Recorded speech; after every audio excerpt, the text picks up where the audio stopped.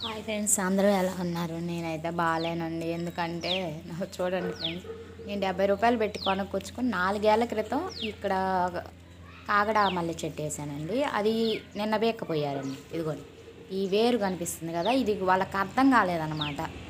ఇక్కడ ఉంది కొంచెం అని, లేకపోతే ఇది కూడా బీక్కపోయేవాళ్ళు. ఈ మట్టిలాగా కనిపిస్తుంది కదా, ఇక్కడైతే పీక్కపోయారండి. అసలు ఎంత దొంగ బుద్ధి ఏంటోనండి జనాలకి. అసలు ఇంత దొంగ బుద్ధి అనేది ఉండకూడదండి. చివరికి మొక్కలకు కూడా పాల్పడుతున్నారంటే ఏదైనా కూడా అట్లానే తీసుకెళ్తారు.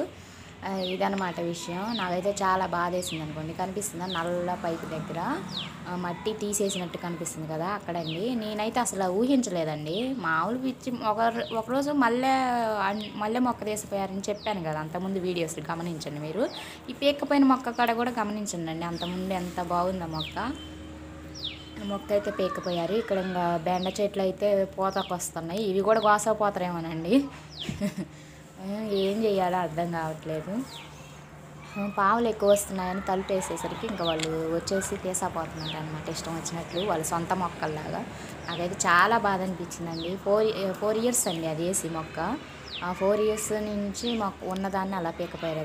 అదిగోండి, ఆ రోడ్డు మీద నుంచి ఇంకా డైరెక్ట్గా వస్తారు ఇంట్లోకి, తీసపోవడమేనమాట. ఇంకా ఇటు వచ్చేసేమో నిన్న మా నాన్న వచ్చేసి కలుపు తీసాడండి. ఇటు సైడు ఒక పక్కన తీసాడు. బెండ మొక్కలు చూడండి హెల్తీగా ఉన్నాయి. ఇవి కూడా తిన్నదాకా నమ్మకం లేదండి, వీళ్ళు అసలు ఉంచుతారో ఎప్పుడొచ్చి తీసపోతారో అనిపిస్తుంది అనమాట. ఇంకొన్ని బెండ మొక్కలు బాగా ఎదుగుతాయి, కలుపు తీస్తే బాగా ఎదుగుతాయి అండి, అందుకే కలుపు తీస్తాయి. ఇటు పక్క వచ్చి బీర మొక్కలు పోయినట్టేనండి, బీరకాయలు లేకుండా.